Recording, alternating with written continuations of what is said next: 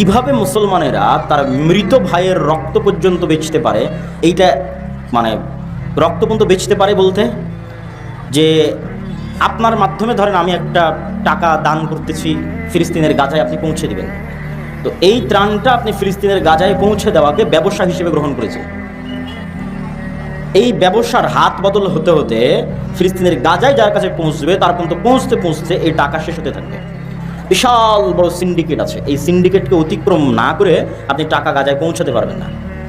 তো এই যে সিন্ডিকেটের মধ্যে যতগুলো মিথ্যুক, ধোঁকাবাজ, গাদ্দার, অন্যায়পরায়ণ, জালিম বসে আছে, এরা সবগুলো মুসলমান নামে পরিচয় দেয় নিজেদেরকে। মুসলমান নামে পরিচয় দিয়ে নিজের আর এক ক্ষুধার্ত মুসলিম ভাই গাজায় পড়ে আছে, ওরই স্বজাতি, ওও ফিলিস্তিনি, ওর ভাই ক্ষুধার জন্য কাঁদতেছে, পানির জন্য কাঁদতেছে, তারপর সে টাকার সাথে নিষ্ঠুর, সে লাভ ছাড়া, সিন্ডিকেট ছাড়া একটা টাকা গাজার মধ্যে ঢুকতে দেবে না। তো রক্ত বেচতেছে না, রক্ত বেচতেছে, রক্ত ক্রয়, রক্তের সাথে ব্যবসা করতেছে, মুসলমানের রক্তের সাথে ব্যবসা করতেছে। তাহলে যে ইসরায়েল বম নিক্ষেপ করে হত্যা করতেছে ওর মধ্যে, আর যে একটা ত্রাণ গাজায় পৌঁছবে তার জন্য সিন্ডিকেট তৈরি করে রেখেছে তার ইনকামের জন্য, তার ব্যবসার জন্য, তার মধ্যে কি পার্থক্য? তখন ও বলে যে আব্দুল্লাহ ভাই তোমার বক্তব্য আমি এখন বুঝি যে এই যুগের মুসলমানেরা আসলেই বানু ইসরায়েল।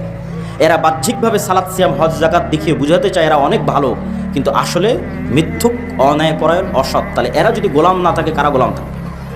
কেননা দেশ ও জাতির নেতা হতে হলে তো মিথ্যুক হয়ে নেতা হওয়া যাবে না, অসৎ অন্যায়পরায়ণ হয়ে নেতা হওয়া যাবে না।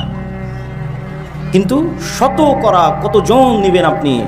একইভাবে রন্ধ্রে রন্ধ্রে রক্তের মধ্যে অসততা, অন্যায়পরায়ণতা ঢুকে আছে। কি মসজিদ, কি মাদ্রাসা, কি ইসলামী দল, কি ইসলামী সংগঠন, একই অবস্থা।